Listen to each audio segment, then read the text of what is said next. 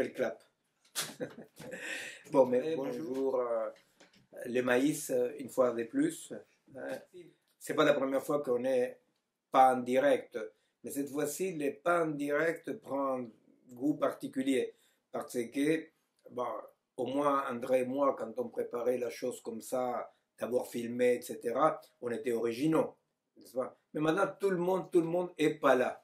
Alors, ce truc de pas être là, ça n'a plus le même goût, quoi. Mais bon, je suis quand même pas là. Voilà.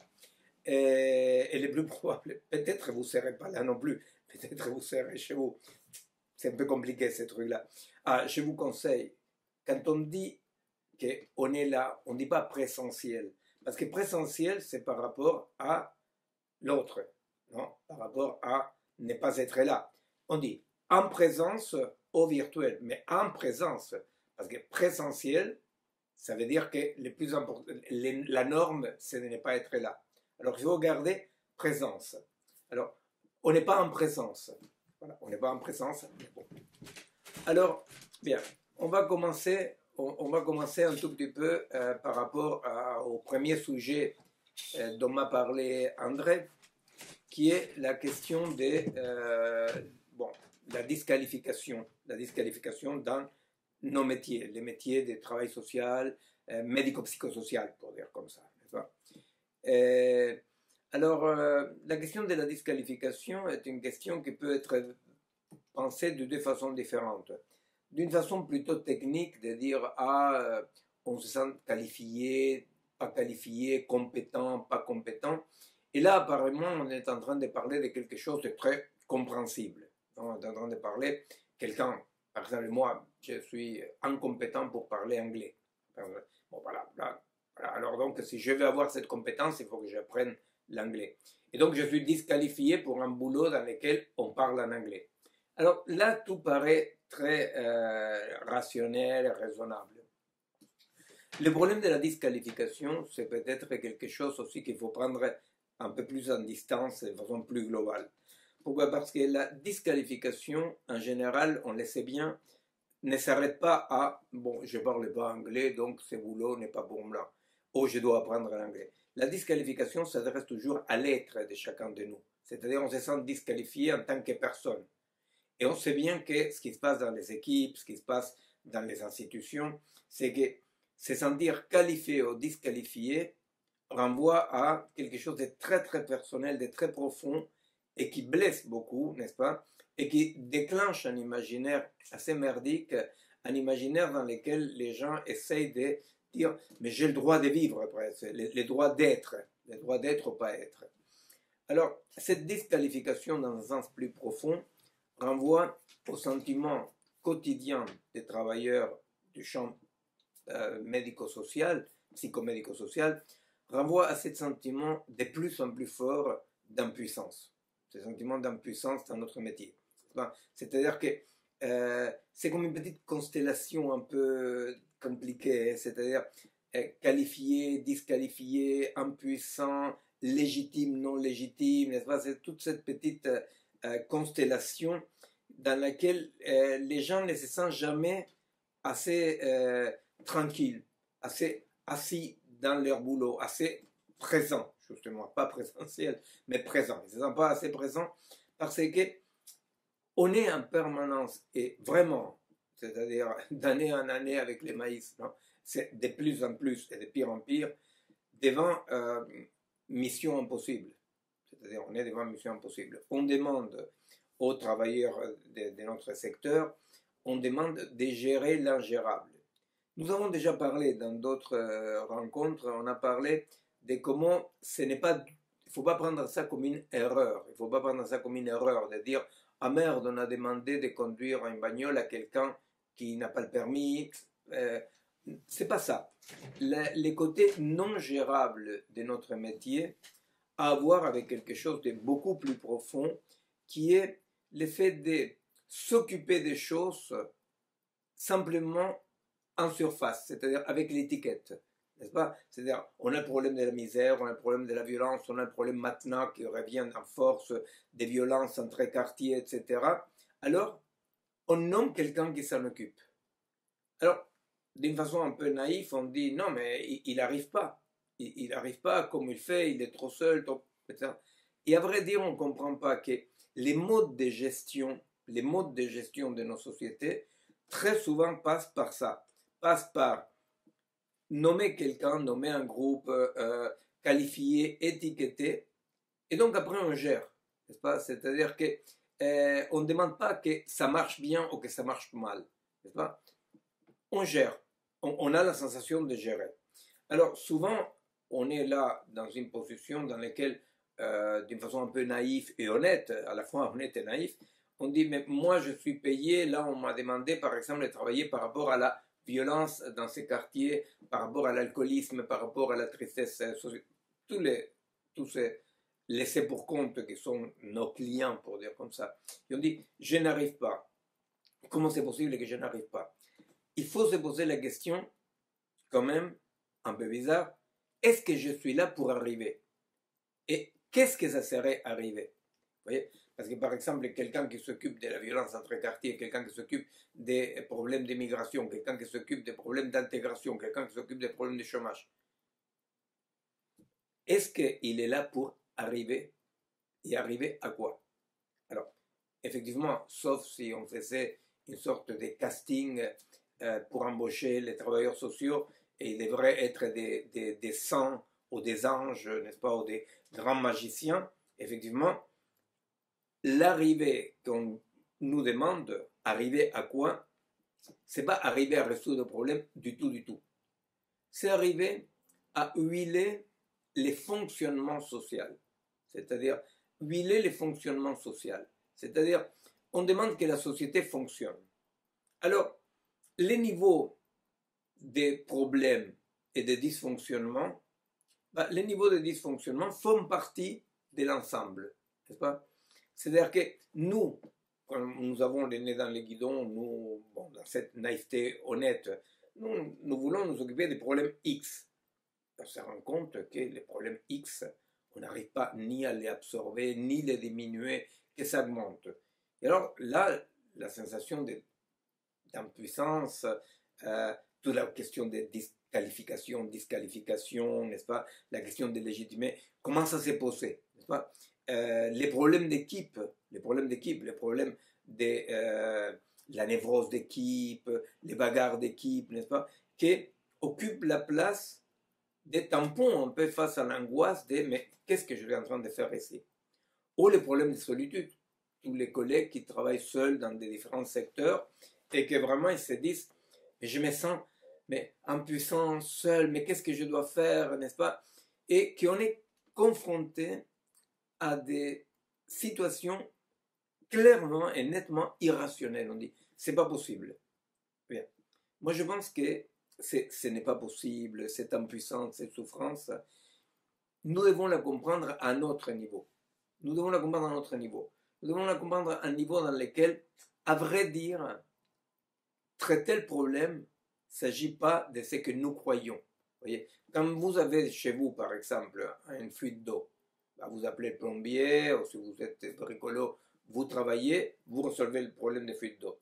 Les problèmes sociaux ne fonctionnent pas comme ça. Les problèmes sociaux ne fonctionnent pas comme une fuite d'eau qu'il faut arranger, quelque chose qu'il faut résoudre. Les problèmes sociaux, dans nos sociétés, fonctionnent dans ce qu'on appellerait, pour dire comme ça, utiliser un concept, comme des conflits de basse intensité. C'est-à-dire que personne ne prétend qu'il n'y ait pas tous ces problèmes sociaux. Simplement, on prétend les maintenir, on veut les maintenir dans ce qu'on dirait comme ça, des conflits de basse intensité. C'est-à-dire du bordel, qui en plus est très utile parce qu'il sert comme des soupapes de contention, n'est-ce pas? Ça sert pour canaliser un tout petit peu une violence qui autrement pourrait se tourner de notre côté ou devenir ingérable, n'est-ce pas? Donc, à vrai dire, il y a une sorte de, voilà, comme ça, de gestion des conflits de basse intensité. Vous voyez, par exemple, imaginons des exemples très concrets, non? C'est-à-dire, on dit, mais Monsieur Dupont, il est absolument barjot, il est dissocié, il va très mal, et quand même on va les sortir de l'hôpital, mais où est-ce qu'il va aller? Mais c'est pas logique qu'on les sorte de l'hôpital s'il n'y a pas une maison. Si, à notre niveau, c'est pas logique. À niveau de gestion des conflits de basse intensité, ça rentre dans M. Dupont sera un dissocié psychotique de plus SDF qui va se balader et dont d'autres gens s'occuperont de temps en temps le temps qu'il tiendra dans la rue. Vous voyez? Alors, pourquoi est-ce que j'ai dit ça? J'ai dit ça parce que nous ne pouvons pas en permanence et toute notre vie nous cogner la tête contre le mur en disant mais on n'arrive à rien.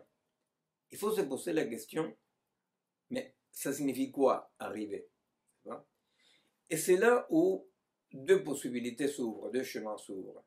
Soit effectivement nous continuons à essayer d'aider et quand on aide c'est fantastique et je sais très bien que moi-même, je sais très bien que souvent j'aide à la vie des gens comme les collègues aident à la vie des gens, soulagent un peu la souffrance. Il y a un côté quand même que combien de fois on rencontre des gens qui disent à ces moments-là de ma vie j'ai rencontré un travailleur social qui m'a sauvé la vie, moi et ma famille. Bien entendu. Ça c'est un niveau. C'est le niveau de la clinique sociale. Au niveau de la clinique sociale, ou de la clinique individuelle, bien sûr, c'est une possibilité, il ne faut pas baisser les bras là-dessus. Le problème, c'est que nous sommes noyés par un autre niveau, le niveau macro, que lui, on ne peut pas les gérer comme ça. On ne peut pas les gérer comme ça parce que les manettes des niveaux macro, les manettes de cette gestion des conflits de basse intensité, n'est pas là où nous sommes. Alors, à ce moment-là, moi je demanderais, est-ce que c'est compréhensible ce que je suis en train de raconter?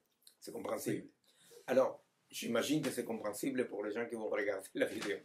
Alors, à ce moment-là, vraiment, c'est là où s'ouvre cet défi devant chacun de nous, qui est le défi des changements des registres, changement des dimensions. C'est-à-dire, il y a un moment donné dans la vie dans lequel soit on est capable d'assumer une autre dimension, donc dire, attends, mais ce que je fais, dans quoi s'inscrit?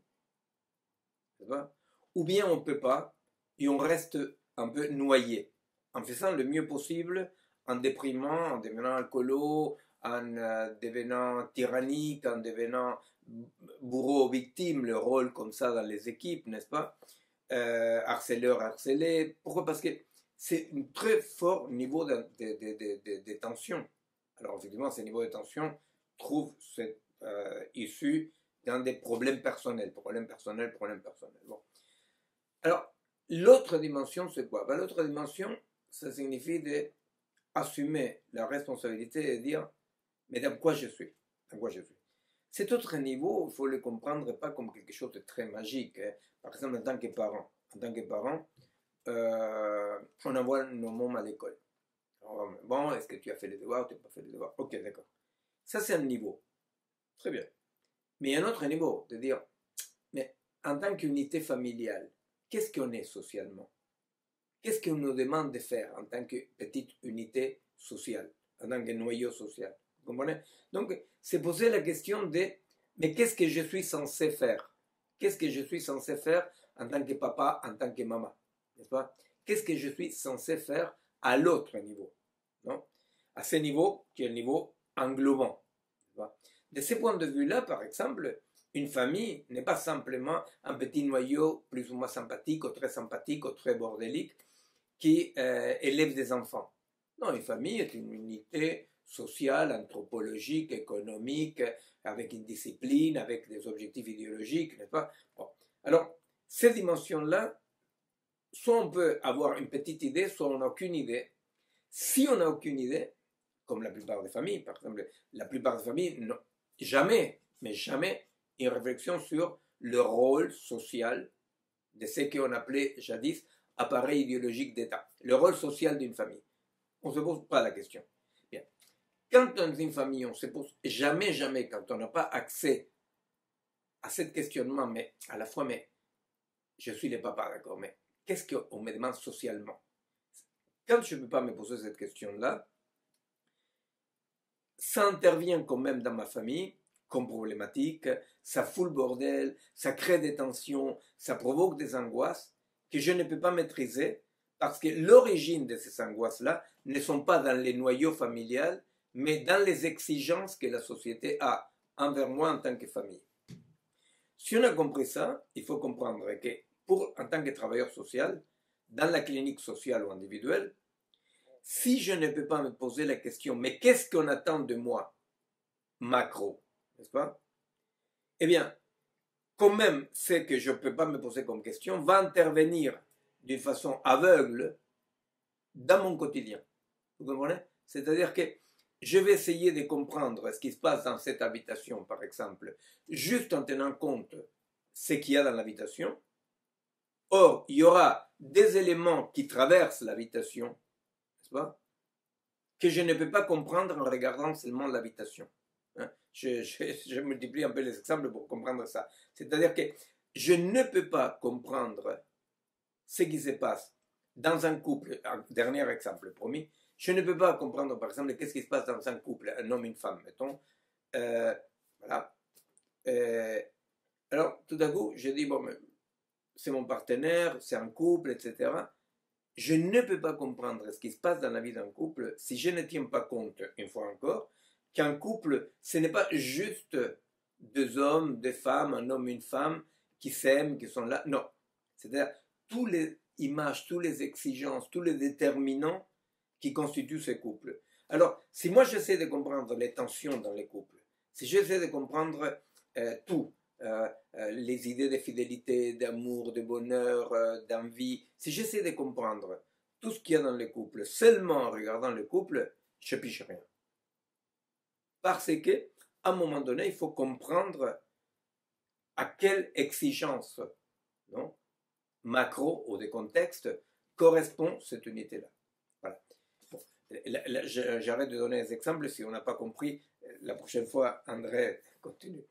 Alors, donc, pour assumer ces niveaux, ces deuxièmes niveaux, assumer ces deuxièmes niveaux implique très concrètement aller de l'individuel, du particulier, au commun. Au commun. Ce qui est en commun. C'est-à-dire, quand moi je dis, mais les problèmes que j'ai avec mes enfants en tant que papa, je dis, mais c'est quoi être un papa? Vous comprenez? C'est-à-dire que je sors de mon cas individuel pour demander ce qui est commun, ce qui est commun à la paternité. N'est-ce pas? Donc, aller vers les communs, vers les communs. Aller vers les communs, ça ne signifie pas aller forcément vers la multiplicité. Le commun, on ne le trouve pas quand on est plusieurs. Parce qu'on peut être 45 parents, 45 travailleurs sociaux, peu importe, en train de se poser des problèmes comme si c'était des problèmes individuels. Vous comprenez? C'est-à-dire que aller vers les communs, ce n'est pas du tout une garantie d'aller vers les communs, de se mettre à plusieurs. Parce qu'on peut être 80 000 et tous dans la même vision absolument individuelle et parcellaire de la chose. Donc, aller vers le commun, ça signifie vraiment avoir la capacité, seul ou ensemble, mais ensemble avec un autre, ensemble avec un bouquin, ensemble avec un film, c'est-à-dire ensemble avec d'autres personnes, ça signifie tout à coup sortir de ces niveaux comme ça dans lesquels je suis, pour c'est comme ça, le nez dans les guidons, pour aller vers, mais qu'est-ce qu'il y a de commun? Qu'est-ce qui se passe? De quoi il s'agit ici? De quoi il s'agit ici? De quoi il s'agit dans ma vie? N'est-ce pas? C'est-à-dire que c'est cette possibilité d'interroger notre expérience personnelle de façon non personnalisée. De façon non personnalisée. Alors, quand quelqu'un dit, on peut discuter avec André avant, quand quelqu'un dit, par exemple, je suis assistant social, j'ai des problèmes énormes, je suis absolument isolé, n'est-ce pas? Eh bien, on dit, je ne sais pas comment résoudre ces problèmes. Eh bien, on dit, résoudre ces problèmes exige, donc là, dans le petit parcelle, on ne peut pas les résoudre ces problèmes parce que justement, il y a des côtés irrationnels qu'on ne comprend pas. Il faut aller vers un autre niveau pour comprendre que ce n'est pas si irrationnel que ça correspond à une autre rationalité. Aller à cet autre niveau, ça ne signifie pas forcément aller rencontrer 5-6 qui sont comme moi. Ça signifie pouvoir penser mon expérience comme englobée dans un tout, englobée dans quelque chose d'autre. Ça, on peut le faire seul, on peut faire les autres, avec les autres. Moi, je crois qu'il faut le faire avec d'autres. Je crois qu'il faut le faire avec d'autres parce que c'est dur d'essayer de se mettre à penser, à réfléchir, à comprendre. Ça fait peur aussi. Euh, c'est là où il apparaît la question de je me sens légitime, pas légitime, la disqualification qu'on subit dans le métier, de dire mais tu n'es pas qualifié pour, c'est à d'autres de penser. Donc c'est compliqué de faire les pas, de se mettre à penser dans quoi est englobée ma réalité. C'est compliqué. C'est compliqué parce qu'on n'a pas l'habitude et surtout, c'est là où la société a fait de nous tous des petits-enfants. On nous traite comme des petits-enfants. Ce n'est pas des questions pour toi. Non, ce n'est pas des questions pour toi. Toi, tu dois choisir qui doit penser, qui doit te diriger. Alors, c'est dur. Mais c'est la seule possibilité. La seule possibilité de comprendre dans quoi nous sommes, c'est de sortir de ce quoi nous sommes pour aller vers le comment. De quoi il s'agit ça? De quoi il s'agit là? Alors, aller vers le comment, ça ne signifie pas tout à coup je suis dans un problème psychiatrique, donc je vais aller à la politique. Ça ne signifie pas ça. Ça signifie penser qu'est-ce qu'il y a de comment? C'est-à-dire de quoi il s'agit ici? De quoi il s'agit? Alors, souvent, moi je vois des collègues psy, hein, c'est-à-dire je ne vois pas souvent parce que je ne les fréquente pas trop, mais bon, souvent je vois des collègues psy qui, de toute bonne volonté, quand tu les dis, attends, mais ce que tu penses qui est la normalité, l'Édipe, ce que tu penses qui est la névrose, tout ça, tu vois, tout ça c'est quand même socialement, historiquement, anthropologiquement construit.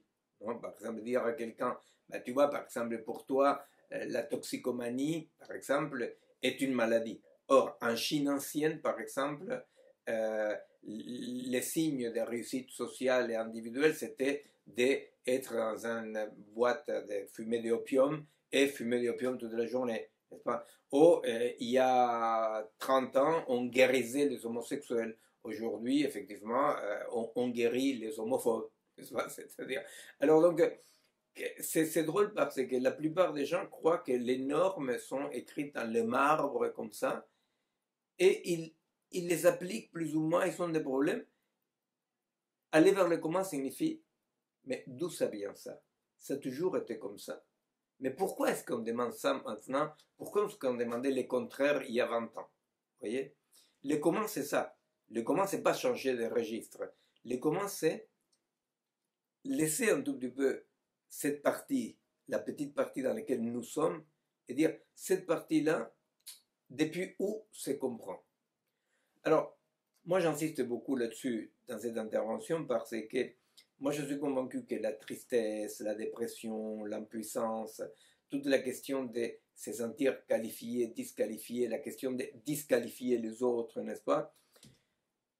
Ça a beaucoup à voir avec cette tristesse de ne pas piger du tout dans quoi nous sommes, n'est-ce pas? Alors, dans la vie, effectivement, la vie m'a appris qu'on ne peut pas piger dans un sens complet. Si on veut piger dans un sens complet, il faut toujours adhérer. À un moment donné, on glisse. On glisse. Alors on glisse en disant, bon, tout ce bordel est comme ci, et après le bordel est comme ça. Et à un moment donné, il y a un barbu sur un nuage qui a créé le monde, où il y a les Illuminati qui sont faits le monde, n'est-ce pas, les complotistes, où il y a, vous voyez, il y a un niveau, effectivement, il y a un niveau à partir duquel il faut apprendre à cohabiter avec un non-savoir. Apprendre à habiter avec un non-savoir. C'est-à-dire, il faut quand même avoir cette humilité, mais pas humilité triste, humilité philosophique, de dire, bon, effectivement, au-dessous de la réalité, je ne sais pas qu'est-ce qu'il y a au-dessous de la réalité, mais j'essaie de comprendre cette réalité. Donc, ce que j'essaie de dire, c'est que on ne peut pas avoir comme objectif du savoir, et si on dit qu'un certain niveau de compréhension nous sort de la tristesse, on ne peut pas avoir comme objectif un savoir global. Parce que ça, c'est toujours paranoïaque et faux. N'est-ce pas? Mais, effectivement, c'est un équilibre, un certain équilibre, qui est un équilibre entre ne rien savoir et appliquer, appliquer, appliquer, et vouloir tout savoir et être faux. N'est-ce pas? Cet équilibre-là est l'équilibre propre à la vie. Non? On définit la vie comme ce système dans lequel il est stable dans la mesure où il reste loin de l'équilibre. Alors, cet éloignement de l'équilibre, c'est comme un vélo. Si le vélo est trop équilibré, il tombe. Il est trop équilibré, ça veut dire qu'il ne bouge pas, il tombe. Si le vélo il est trop déséquilibré, il tombe. Alors, la stabilité du vélo est cette possibilité de toujours se maintenir suffisamment loin de l'équilibre comme pour que le vélo roule et qu'il ne tombe pas. Assumer ça, c'est assumer quand même, c'est que justement aujourd'hui, ça fait tellement peur qu'assumer la responsabilité d'être un vivant parmi des vivants, et surtout nous, qui en plus nous mêlons de la vie des autres. S'assumer, c'est désir. La vie comme désir. Il y avait un dernier point qu'on avait dit, non? Qui était quand les gens disent face à tous ces problèmes-là, alors on dit, bon, d'accord, okay, je comprends ce que tu dis, je comprends qu'il y a une autre dimension, d'accord, grosso modo, j'ai compris, malgré ton accent, je comprends. Ok, très bien. Et alors, dis-moi quoi faire. Et là, on pourrait dire que c'est, vous voyez, c'est comme si tu vas avec l'autre, tu le prends de la main, tu avances petit à petit, et tu dis, ah là, on est en train de, d'accord, de faire un chemin de compréhension, de penser ensemble, et tout à coup, l'autre, s'échappe, il te trahit. Comment il te trahit? Parce qu'il te dit, dis-moi quoi faire. Parce que c'est au moment, justement, où il faut faire, que l'autre te dit quoi faire. Parce que faire, ça signifie chercher ensemble. Faire ne signifie pas que quelqu'un te dise quoi faire. Parce que quelqu'un te dise quoi faire, c'est hop, reculer, tout à coup. C'est-à-dire, le boulot signifie arriver à ces points de non-savoir dans lesquels on dit, bon, ok, est-ce qu'on est sûr qu'on est dans ces points noirs? Oui, on est sûr. C'est un gros boulot. Si vraiment on est dans ces points noirs et on les partage, à partir de là, il faut commencer à émettre des hypothèses théoriques, pratiques, n'est-ce pas? Et c'est justement en arrivant à ces points-là que les gens trahissent et se trahissent en disant « dis-moi quoi faire ». Parce qu'effectivement, ça veut dire qu'on a lâché prise. Parce que quand on arrive vraiment au point, c'est-à-dire que les gens ils font semblant d'être arrivés au point. Ils disent « je suis au point, dis-moi quoi faire ». C'est pas vrai, ils ne sont pas au point. C'est-à-dire, ils sont écoutés par politesse, parce qu'ils s'emmerdaient, parce qu'il n'y avait rien d'autre à faire. Ou parce que vraiment ils étaient un peu intéressés. Et ils arrivent, et quand ils vont arriver au vrai point, ils trahissent. N'est-ce pas? Ils lâchent prise. Ils disent, dis-moi quoi faire. Parce qu'arriver au vrai point des pensées, les vrais points des pensées, ne tolèrent pas la question, dis-moi quoi faire. Mais ils tolèrent la pratique de penser, réfléchir, imaginer des possibles. Imaginer des possibles. C'est exactement ce qui aujourd'hui, à niveau social, manque. Ce qui manque, c'est un imaginaire subversif. C'est quoi l'imaginaire subversif? Un imaginaire qui puisse imaginer comment on peut commencer à faire des pratiques qui nous sortent de cette chape en béton qu'on a sur la tête. Eh bien, si on arrive vraiment au point auquel on essaye d'arriver, personne ne vous demande quoi faire. On arrive à une communauté dans laquelle on dit, à partir de là, vraiment, on sait que là, il va falloir se mettre à imaginer. La plupart des gens reculent avant d'arriver au point de l'imaginaire. La plupart des temps, les gens, ils demandent un dogme, une réponse. Or, aujourd'hui, le défi, c'est celui-là. Le défi, c'est comment on peut arriver ensemble à ces points-là de non-savoir dans lesquels il faut chacun, avec ses savoirs, commencer à imaginer. Chanchum. Negras tormentas agitan los aires